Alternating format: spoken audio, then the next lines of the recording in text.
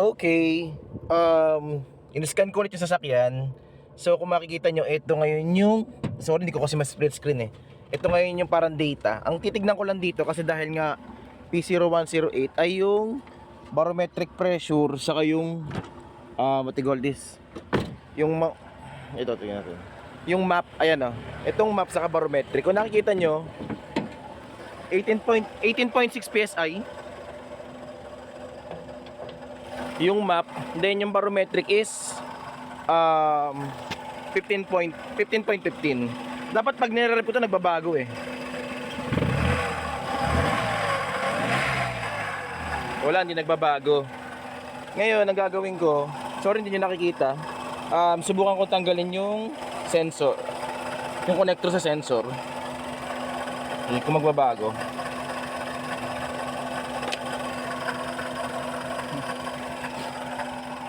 So backlash na. Wala pa rin nagbabago. Okay. Saan may problema? Ayan. Sensor kaya? Ayan. Tingnan natin, balik tayo sa read fault code kasi nakatanggal na ngayon eh. Clearance fault code yan. Nakatanggal na ngayon DTC. Ngayon wala. So niread natin kasi, pero ngayon stop ko muna ha. So ngayon naka video, ayan. Kung makikita nyo ngayon ay, so binaklas ko yung connector. So wala nagbabago.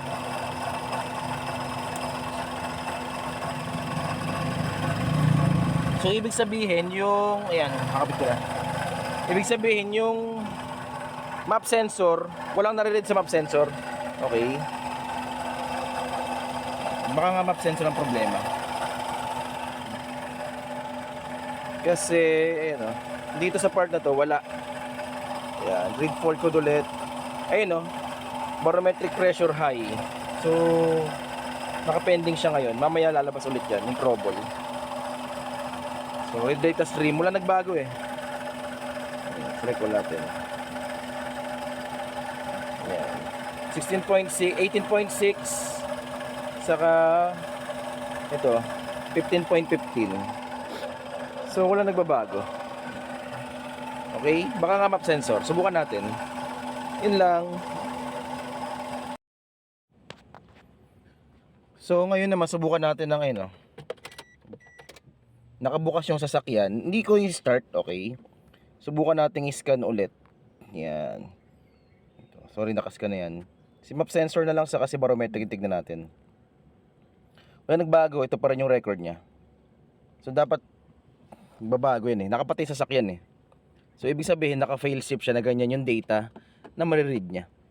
So may problema talaga. Okay? Siguro sensor o baka connector, tignan pa natin. Okay po. Yun lang. Sup rooms, pasensya na medyo paos. Okay,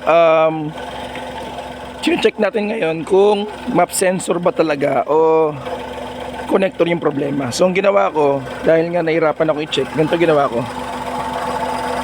Ayan. So ang ginagawa ko, per connector, sinusuksukan ko ng wire. Tapos, check ko dito. Okay, tapos tinitingnan ko sa tester ko kung may reading. Okay. So far lahat may reading. May reading yung connector 1, connector 2 and connector 3. So it means baka ang problema talaga is map sensor. Okay, kasi may mga reading, may mga kuryente naman tumatawid eh. Okay, wala nga lang response, wala nga lang data na binabato si map sensor. Baka si map sensor talaga ang problema. Okay?